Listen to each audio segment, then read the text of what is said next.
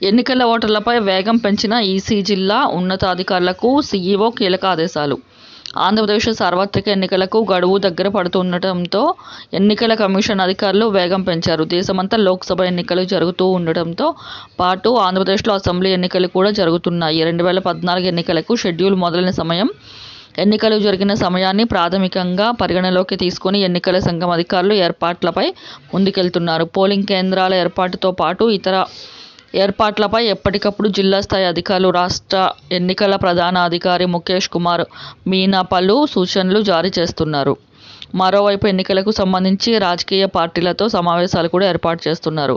సార్వత్రిక ఎన్నికలు ప్రశాంత వాతావరణంలో పారదర్శకంగా జరిగేలా ముందస్తు జాగ్రత్తలు తీసుకుంటున్నారు. ఈసీ అధికారులు తాజాగా ఎన్నికల సన్నద్ధత ఏర్పాటు తీసుకోవాల్సిన జాగ్రత్తలపై అన్ని జిల్లాల కలెక్టర్లు, ఎస్పీలతో EC CEO Mukesh Kumar Meena video conference నిర్వహించారు.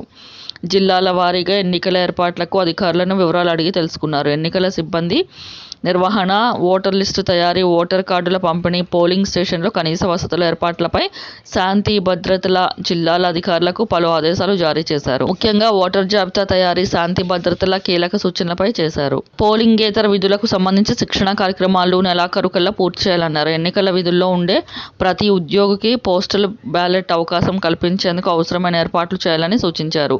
నెలాఖరులోగా సామరస్యత ప్రాంతాల నివేదిక అందించాలని అన్ని జిల్లాల ఎస్పీలతో సీఈఓ మీనా ఆదేశించారు. అన్ని జిల్లాల సరిహద్దుల వద్ద చెక్పోస్టుల విషయంలో ఆయా జిల్లాల ఎస్పీలు సమన్వయం చేసుకుని సాధ్యమైనంత ఎక్కువ రూట్లలో చెక్పోస్టులు ఏర్పాటు చేసుకోవాలన్నారు.